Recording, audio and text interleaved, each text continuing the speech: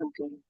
All right, so now we'll be starting off with the chapter number 13, which is photosynthesis. Can you tell me what is meant by photosynthesis? Light energy is converted into energy that can be used by plant and stored by the plant. Good. So over here, we'll explain how photosynthesis transfers energy from light to carbohydrate molecules, describe how the structure of a chloroplast is related to its function, role of chloroplast के pigments हैं, फिर chromatography देखेंगे, then we have cyclic phosphorylation and non-cyclic phosphorylation, a light independent stage and the light dependent stage. Light dependent stage की दो stages होती हैं, cyclic and non-cyclic. उसके बाद what are the limiting factors of photosynthesis? This is something that you have already studied in IGCSE as well. और फिर हम इसको इन्वेस्टिगेट भी करेंगे। और ये P4 P5 के लिए बहुत इंपॉर्टेंट टॉपिक है। ठीक है, दिस वन, ये आपका P5 के अंदर आएगा, the practical one. How these limiting factors can be investigated in these different experiments. अब उनके अंदर लाइट इंटेंसिटी भी आता है, लाइट वेवलेंथ्स भी आते हैं, और chloroplast suspension etcetera as well. So can you tell me, ये why do we consume plants, ये कहाँ से, ये एनर्जी ट्रांसफर जो ये शुरू कहाँ से हो रहा है पूरा process? So first it starts by the sun. That's where like the all energy for plants comes from. And then exactly. it's taken into a plant, and then the plant is consumed by herbivore, and then that herbivore is consumed by a carnivore, omnivore, and then thus so on and so forth. Exactly, जो भी इस plant का consumer होगा, वो consumer कोई भी है, herbivore, omnivore, carnivore है, सन इज द प्रोड्यूसर। ठीक है, सन इज द मेन सोर्स, ये प्लांट्स पे प्रोड्यूस करते हैं एंड वी कंज्यूम, प्राइमरी हो सेकेंडरी हो, उसको वो खाएगा। एक पूरी फूड चेन चलती है। अब जो ये एनर्जी थी, अब यहाँ पे डिफरेंट एनर्जी कन्वर्जन में है ना। सन क्या देता है? Light energy. अब प्लांट में जाके प्लांट क्यों फोटोसिंथेसिस कर रहा है? एनर्जी के लिए। अब प्लांट उस एनर्जी को कन्वर्ट कैसे करते हैं, इसको हम कहते हैं फोटोसिंथेसिस, नॉट ये कि प्लांट अपना खाना बनाते हैं। प्लांट बेसिकली कार्बोहाइड्रेट क्यों प्रोड्यूस करते हैं? ठीक है, this is not the food of the plant. ये carbohydrate basically is a biological molecule that stores this energy, the light energy. So it's an energy transfer process basically. In chapter 12, we have seen how all organisms use ATP and their energy currency. They make ATP by using the chemical potential energy contained in glucose and other organic molecules to join a phosphate group. किस तरह आपने देखा था कि ATP एक molecule बनता है which is the energy currency. आपने देखा एडेनिन के साथ फॉस्फेट बाइंड करते जाएंगे एडिनोसिन के साथ, फिर ADP टू ADP के अंदर फॉस्फेट ऐड होके ATP बनता था which was done by respiration. और ये एक सीरीज था of an enzyme controlled reaction that take place in every living cell. In this chapter, you will find out how the glucose that is used in respiration is produced, and it is done by photosynthesis, in which energy and light is transferred to carbohydrates such as glucose. Can you tell me glucose plants के अंदर किस form में store होती है और animals में किस Starch. Form में? हम्म। It's in plants it's stored as starch, and in mammals and animals it's stored as one second, glycogen. Good. So, like three of the stages in respiration, photosynthesis happens in specialized organelle inside the cells as well. उन organelles का नाम होता है chloroplast, and they are found in all green plants and in many protists as well, such as Euglena. So, before you look into detail of the series of reaction that happens photosynthesis, ये involve क्या क्या करता है? What are the reactants and what are the products? Reactants के अंदर आपके पास carbon dioxide है और वाटर होता है, और प्रोडक्ट्स के अंदर आपके पास क्या है? Carbohydrate which is the glucose and oxygen. So photosynthesis involves taking in carbon dioxide, और ये कहाँ से रहता है कार्बन डाइऑक्साइड? Through transpiration. ठीक है, एंड रिड्यूसिंग इट, मतलब कि एडिंग हाइड्रोजन टू इट ताकि ये कार्बोहाइड्रेट बन जाए। The hydrogen for this process comes from water, and the energy that drives the reaction comes from light which is absorbed by a green pigment called the chlorophyll. Chlorophyll वो होता है that basically absorbs this light energy and then communicates it to carbohydrate production as well. Now, the two products of the reaction are carbohydrate and oxygen. Oxygen basically एक waste product है क्योंकि plant को energy मिलेगी carbohydrate से। तो जो waste product oxygen produce होता है, इसको ये एक्सेल आउट कर देता है during transpiration as well, which is then used by humans. The reaction shown in the overall equation is actually made up of many smaller steps. अब ये जो पूरी इक्वेशन है, इसके अभी हमने तोड़ मोड़ करनी है। जैसे हमने एक रेस्पिरेशन की इक्वेशन क्या होती है, can you tell me? What is the equation of respiration? No, sir, I actually forgot. इसी को उल्टा कर दो तो क्या बन जाती है रेस्पिरेशन की इक्वेशन। रेस्पिरेशन क्या होती है, carbohydrate plus oxygen forms water and carbon dioxide, aerobic respiration. उलट कर दो तो फोटोसिंथेसिस बन जाता है। उसमें हमने देखा था कि एरोबिक रेस्पिरेशन की 4 स्टेजेस थी। अब हम देखेंगे कि जो फोटोसिंथेसिस है इसकी 2 मेन स्टेजेस होती हैं। एक होती है लाइट डिपेंडेंट स्टेज पे लाइट आपके पास यूज हो रही है, and the other one is the light independent stage जहां पे लाइट यूज नहीं हो रहा है। इन the light dependent stage pigments including chlorophyll absorb energy from the light, and some of this energy is used to split the water molecules into hydrogen। अब जो energy absorb हुई है ये कहाँ यूज होती है, to split the water molecules into hydrogen and oxygen. ये जो H2O है ये किसमें होगा, हाइड्रोजन और ऑक्सीजन के अंदर स्प्लिट हो जाएगा। We call this photolysis. इस प्रोसेस का नाम होता है फोटोलिसिस, which means कि light splitting। The energy in the hydrogen is used to make ATP। अब जो H2O टूटा और जो हाइड्रोजन के अंदर जो एनर्जी थी ये यूज हो गया in making ATP through photophosphorylation. एक होती है फॉस्फोरिलेशन, एडीपी के अंदर फॉस्फेट ऐड कर दिया। एडीपी के अंदर जब हमने फॉस्फेट ऐड किया उसको हम कहते हैं फॉस्फोरिलेशन। लेकिन जब लाइट एनर्जी की वजह से ये प्रोसेस हो रहा है तो उसको हम कहते हैं photophosphorylation. And the hydrogen is eventually picked up the coenzyme called NADP.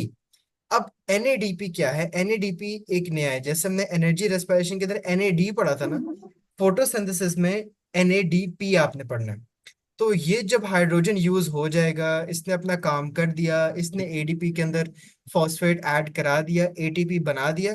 अब वो कोएंजाइम आएगा, ठीक है, कोएंजाइम जो था एनएडीपी, एनएडीपी आएगा हाइड्रोजन के साथ कंबाइन करके क्या बन जाएगा, एनएडीपीएच या फिर रिड्यूस्ड एनएडीपी। सो इनपुट्स क्या थे, लाइट, वाटर और oxidized NADP. Light dependent stage में क्या हुआ, आपके पास एटीपी प्रोड्यूस हो गया विद द हेल्प ऑफ जो वाटर में से हाइड्रोजन निकला था। वाटर 2 हिस्सों में टूटा था, ऑक्सीजन तो एज इट इज आ गया, हाइड्रोजन यूज हुआ था टू मेक एटीपी, और लेफ्ट ओवर हाइड्रोजन जो था उसने एनएडीपी को जाके रिड्यूस्ड एनएडीपी में कन्वर्ट कर दिया था। This is known as the light dependent stage. Got it? In light independent stage क्या होगा फिर उल्टा, in the light independent stage the energy in the ATP and the energy and hydrogens in the reduced NADP.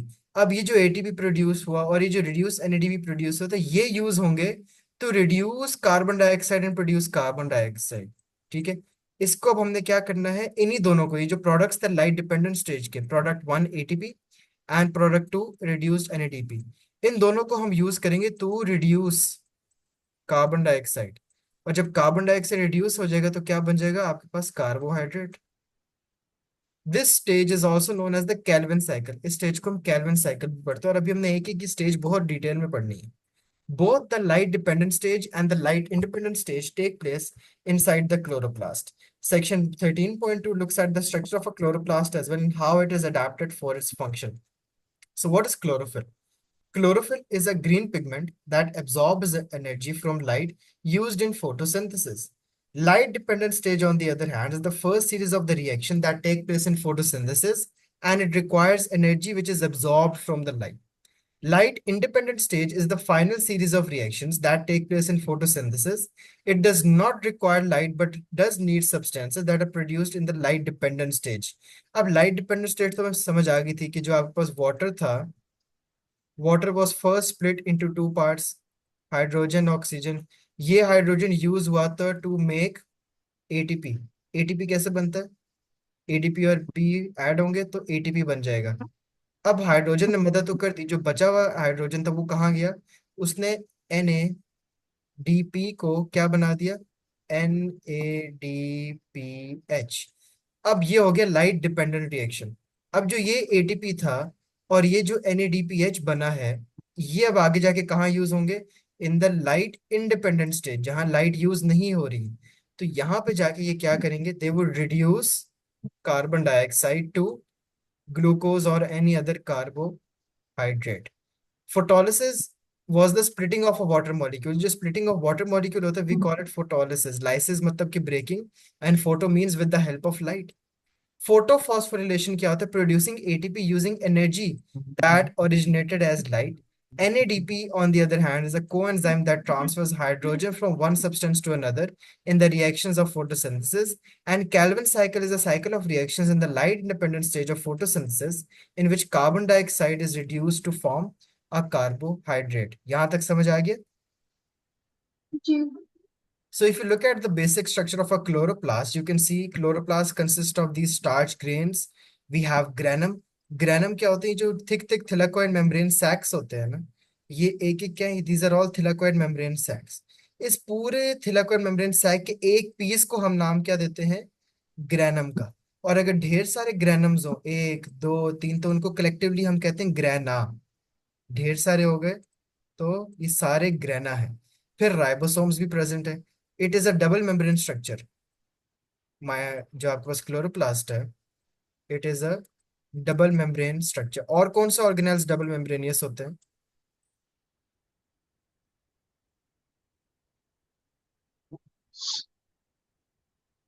नहीं पता। Nucleus, mitochondria, और तीसरा chloroplast. ये तीन ऑर्गेनेल्स जो होते हैं, they are all double membrane organelles. Got it? Yes. Good. Now let's talk about the structure and functions of chloroplast. क्या फंक्शन है क्लोरोप्लास्ट का? It is the site for photosynthesis. गुड। We can see the structure of a chloroplast. They are found in many some types of plant cells, mainly inside the palisade mesophyll and the spongy mesophyll tissues and leaves. Each cell may contain many chloroplasts, and each chloroplast is surrounded by an envelope of two membranes. Inside the chloroplast is a watery material that makes up the stroma, and there are many enzymes and other substances in the stroma, which, as you will see, are required for the reactions of light independent stage. अब इन chloroplast के अंदर जो area होता है उसको हम कहते हैं स्ट्रोमा। और जो माइटोकॉन्ड्रिया के अंदर एरिया था उसको हम क्या कहते थे? मैट्रिक्स। उसका नाम क्या था? मैट्रिक्स। क्लोरोप्लास्ट के अंदर के एरिया को हम क्या कहते हैं? स्ट्रोमा। अब यहाँ पे ऐसे बहुत से एंजाइम्स, बहुत सी सब्सटेंसेस ऐसी हैं that help in your light independent stage. For example, like the matrix of a mitochondria, the stroma of a chloroplast contains small ribosomes and also some small circles of DNA used to synthesize proteins. The stroma also contains starch grains which store some of the carbohydrate made in an insoluble form. Apart from the two membranes of the envelope, there are more membranes inside the chloroplast as well. We call it the lamellas. और ये लेमेलास जब एक produce एक fluid filled सैक्स बनाती हैं, और ढेर सारे लेमेला मिलके क्या बनाते हैं? थिलाकॉइड मेम्ब्रेन मेम्ब्रेन्स। ये थिलाकॉइड मेम्ब्रेन्स जब स्पेसेस के साथ कंबाइन करती हैं, ढेर सारी मेम्ब्रेन्स इस तरह करके कॉइल करके थिलाकॉइड मेम्ब्रेन सैक बनाती हैं, which we call as the granum. और ढेर सारे सैक्स जो होंगे उसको ग्रैना का नाम दिया जाएगा। This is the place where chlorophyll is found. यही वो सैक्स होते हैं that provide a green colour to the leaves as well, because thylakoid membrane sacs के अंदर ही आपके पास क्लोरोफिल प्रेजेंट होता है। In some parts of the chloroplast, the thylakoid membranes are stacked up like a pile of coins or pancakes, and these stacks are called grana. The membranes of the lamella and thylakoids hold the carrier molecules that work as an electron transport chain as well. अब ये जो membranes हैं, जैसे आपको याद होगा electron transport chain में जो मैट्रिक्स था माइटोकॉन्ड्रिया का, उसकी भी जो सारी इलेक्ट्रॉन ट्रांसपोर्ट की चेन थी वो सारी गेम क्या थी? मेम्ब्रेनियस, इंटरमेम्ब्रेनियस, आउटर, इधर इनकी गेम थी, which was all between the membranes.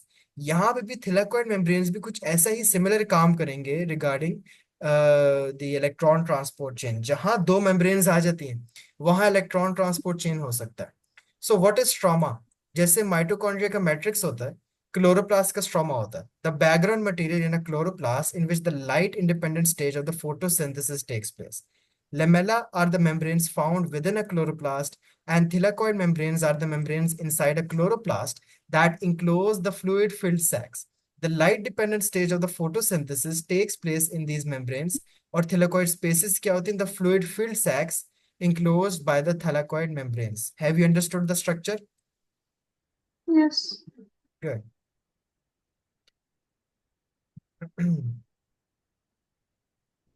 Okay, so the membranes of the lamella and the thylakoids hold the carrier molecules.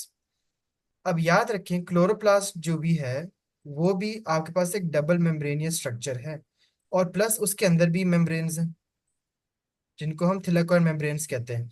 और ये लमेला कहाँ पे आपके पास, ये लमेलाज होती है, ठीक है। लमेलाज क्या है, जो थिलाकोइड मेम्ब्रेन सैक्स को आपस में भी जोड़े और बस ये फैली हुई है। ये जो थिन थिन आपको लाइंस नजर आ रही है ना, ये क्या है, लमेलाज। These are also membranous materials. It is very similar to the membranes of the cristae in a mitochondrion, and you will also find out about the function of these carrier molecules later in this chapter. Embedded tightly in the lamella and thylakoid membranes are several different photosynthetic pigments. In lamella और थिलाकोइड membranes के अंदर बड़ी किस्मों की photosynthetic pigments होती हैं, and these are the colour substances that absorb energy from certain wavelengths and colours of light. The most abundant pigment is known as chlorophyll, which comes in two forms. अब आप यहाँ पे chlorophyll की भी दो किस्में पढ़ोगे, chlorophyll A and chlorophyll B. ये भी एक फोटोसिंथेटिक पिगमेंट है। इसके अलावा भी कुछ हैं फोटोसिंथेटिक पिगमेंट, जैसे कि हम पढ़ेंगे कैरोटीन। पहली क्या होगी, क्लोरोफिल ए। दूसरी क्या है, क्लोरोफिल बी। तीसरी है कैरोटीन, और चौथी हम पढ़ेंगे जेंटोफिल, जेंथोफिल। सो ये फोटोसिंथेटिक पिगमेंट्स कहाँ प्रेजेंट होते हैं, inside the stroma, inside this lamella membranes के ऊपर एम्बेडेड होती हैं। ये लेमेला मेम्ब्रेन्स के ऊपर ऊपर बने ये सारी फोटोसिंथेटिक पिगमेंट्स, जो कि obviously are very important for the whole process of chloroplast. So function of this chloroplast pigments, pigments हमने चार डिस्कस की जो मेन है, chlorophyll A, chlorophyll B, xanthophylls and carotene. A pigment is a substance that absorbs some wavelengths of lights and reflect others. Got it? यहाँ तक समझ आया? जोर से बोलें, is it clear?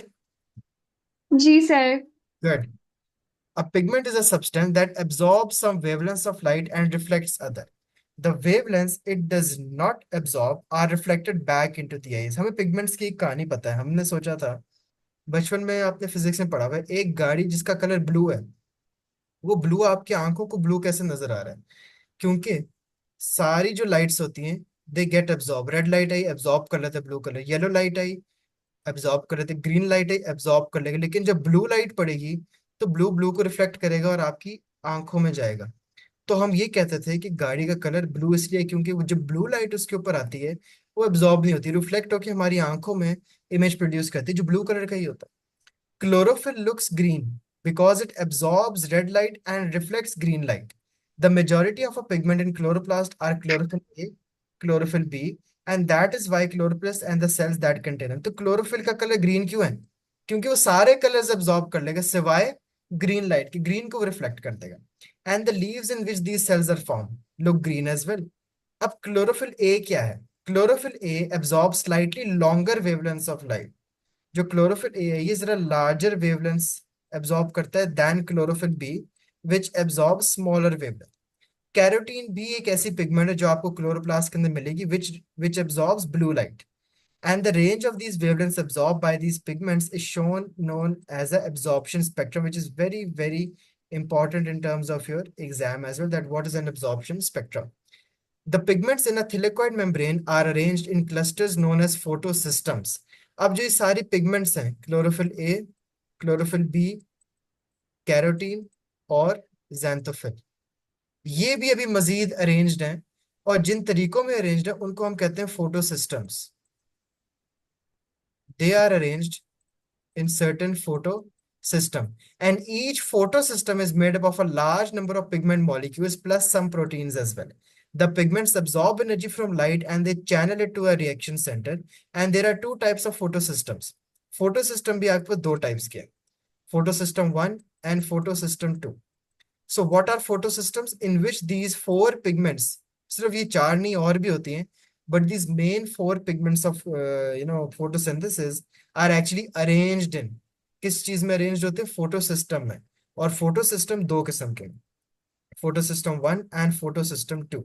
The main wavelength of the light absorbed by photosystem 1 is 700 nanometer, while the photosystem 2 absorbs mainly light of wavelength 680 nanometer. Photosystem 1 absorb करता है 700 nanometer, और फोटोसिस्टम 2 एब्जॉर्ब करते हैं 680 nanometre. The reaction centers of both photosystems contain two molecules of chlorophyll A, and all the other pigments such as chlorophyll B, carotene, and xanthophyll help to channel energy harvested from light to these chlorophyll A molecules. जो main reaction centre है, जैसे आपकी body का main reaction centre क्या, brain है, brain control कर रहा है the reaction centres of both photo system, either it's photo system 1 और फोटो सिस्टम 2। फोटो सिस्टम क्या है, जहां पे ये सारी पिगमेंट्स अरेंज्ड है। दोनों फोटो सिस्टम में दो दो मॉलिक्यूल्स, आपके पास 2 मॉलिक्यूल्स ऑफ क्लोरोफिल ए हैं ही, ठीक है, और बाकी और मेनली वही है, बाकी chlorophyll B, carotene, xanthophyll, they just channel the energy. This increases the energy level of the electrons in chlorophyll A molecules, and it is these high energy electrons that drive the steps to take place in the light dependent stage of photosynthesis. अब light dependent stage is based on the type of photosystem, और उस photo system के अंदर जो electron transport chain आपकी पूरी एक बननी है, उसके ऊपर डिपेंडेंट है आपका ये light dependent stage of photosynthesis. So photosynthetic pigments are the colored substances that absorb light of particular wavelengths by supplying energy to drive the reactions in the light independent stage of photosynthesis. Absorption spectrum is a graph that shows the absorption of different wavelengths of light by a photosynthetic pigment. Absorption spectrum को हम detail में एक next chapter में वो topic में discuss करेंगे, जहां पे वो आपको बताए कौन सा पिगमेंट कितना ज्यादा एब्जॉर्ब कर रहा है। फोटो सिस्टम क्या है, a cluster of light harvesting pigments, chlorophyll A, B, carotene, xanthophyll, जो कि रिएक्शन सेंटर को सराउंड कर रहे हैं, और रिएक्शन सिस्टम होता है फोटो सिस्टम के अंदर, towards which energy from the light is funnelled, and it contains a pair of chlorophyll A molecule which absorb the energy and emit electron. Photo system समझे ये है, this is your photo system. यहां से light energy आएगी, funnel होगी तो आगे आपके पास पिगमेंट्स तक जाएगी, जो आपके 4 किस्म के पिगमेंट है, और मेन पिगमेंट जो पेयर में मौजूद है वो कौन सा है, it is the chlorophyll A. बाकी pigments that are a part of photosynthesis are chlorophyll B, then we have carotene, and then we have xanthophyll. Is it clear till here? Got it? Yes, sir. जी. Good. This is the absorption spectrum. Absorption spectrum आपको क्या बता रहा है कि chlorophyll A कितनी wavelength absorb कर रहा है, ठीक है। क्लोरोफिल ए आपके पास सबसे पहले एक तो बहुत शार्प पीक आ रही है इसकी 470 के ऊपर, और दूसरी इसकी बहुत शार्प पीक आ रही है 690 के ऊपर। रेंज भी यहाँ से पता लग रही है। कैरोटेनॉइड्स का अगर आप देखो, कैरोटेनॉइड्स की बहुत कम एक रेंज है, पहले तो रेंज बहुत कम है, ठीक है, इट इज़ वेरी स्मॉलर। हमने वैसे ही डिस्कस किया था कि जो ए बी और ये है, इनकी वैसी स्मॉलर रेंज है कैरोटीन की। क्लोरोफिल्स की have a larger range, but थोड़ा बहुत फर्क ये आता है कि chlorophyll B is more efficient at absorbing 500 to 650 nanometer of abundance radiation. Carotenoids की दो पीक्स आती हैं, 470 और 520 पे, लेकिन इसके बारे में एक याद बस चीज ये रखनी है, that it has a very small range of wavelength, or the small length of absorption of those wavelength. So अगर हम एक क्रोमेटोग्राफी एक्सपेरिमेंट करें to identify the chloroplast pigment, can you tell me what is chromatography? I remember in chemistry you studied chromatography is like it's used to separate like different dyes composed in one ink. So like it's going to be composed of different colors. It's going to show you different colors, like the composition. Hmm. It is a technique that can separate a substance in a mixture according to the solubility. ये identify करते pigment, जैसे आपने कहा एक black ink है, अब black ink के अंदर मैं आपसे बोलूंगा कितने कलर थे, आप क्रोमेटोग्राफी करोगे पता लगेगा रेड भी मिक्स था, फिर वो सेपरेट होगा, ब्लू भी था, कुछ शेड आपके पास इसमें पर्पल की भी आ जाएंगी, आप कहोगे यार इसमें तो बड़े कलर थे। So to separate and identify the pigments in a chloroplast, you first need to extract them. और आपने different pigments को extract कर लिया है by crushing a leaf in a suitable solvent, और उसको प्रोपानोन और पेट्रोलियम के अंदर हीट करके आपने उनको निकाल लिया है।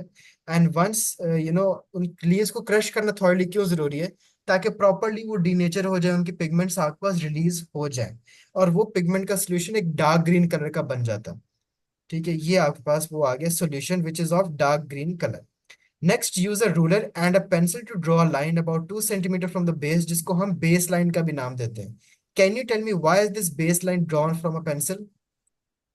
So that it doesn't disrupt the experiment that we're doing. You could pencil will not mix in with the dyes. Good. अब ये जो मूवमेंट होती है डाइस की, जो अपवर्ड होती है, इसको हम कहते हैं capillary action. This is known as capillary action, और ये कैपिलरी ट्यूब या पिपेट के थ्रू भी आपके पास हो सकते हैं।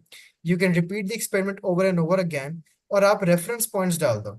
रेफरेंस पॉइंट्स क्या होते हैं कि आप मैच कर सकते हो कि यार क्या इसमें क्लोरोफिल ए था अच्छा, कैटेनॉइड भी था, गुड, क्योंकि वो वाले भी आ रहे हैं।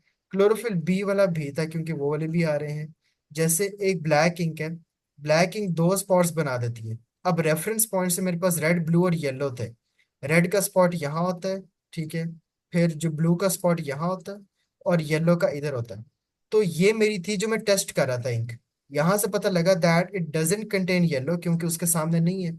फिर यहाँ से पता लगा रेड तो है, और यहां से ये पता लगे कि ब्लू इंक भी थी ब्लैक के अंदर, लेकिन ये कौन सी थी, येलो रिमेन्स अननोन। सो यहां से मैं ये बता सकता हूँ ना, this is a very basic example कि ब्लैक इंक के अंदर रेड इंक भी थी और ब्लू इंक भी मौजूद थी। Got it? हम्म। वंस आपने सारे स्पॉट्स देख लिए, फिल्टर रिप्रोड्यूस होके, आप इसको रिपीट करो। आप एक ड्राइंग एजेंट यूज कर लो या कोई locating agent such as ninhydrin spray use कर लो अगर स्पॉट्स देखना मुश्किल हो गए हैं। And you can then dry the spots using a hair dryer as well. अब आपने क्या करना है, दो पेपर आपको था जिसके ऊपर क्रोमेटोग्राफी हुई है, you can place the paper in a small amount of solvent in a glass vessel such as gas jar और test tube with a pencil line above the level of the solvents, कुछ इस तरह से। और होगा क्या कि solvent will gradually move up the chromatography paper और कुछ पिगमेंट्स को पकड़ लेगा। पहले आपने रेफरेंस पॉइंट्स लगा दिए, आपने रेफरेंस पॉइंट्स लगाए, उनको ड्राई करके आपने पेपर तैयार कर लिए। अब वो आपके पास रेफरेंस पॉइंट्स का पेपर ऑलरेडी तैयार हो गया। रेफरेंस पॉइंट्स क्या होते हैं?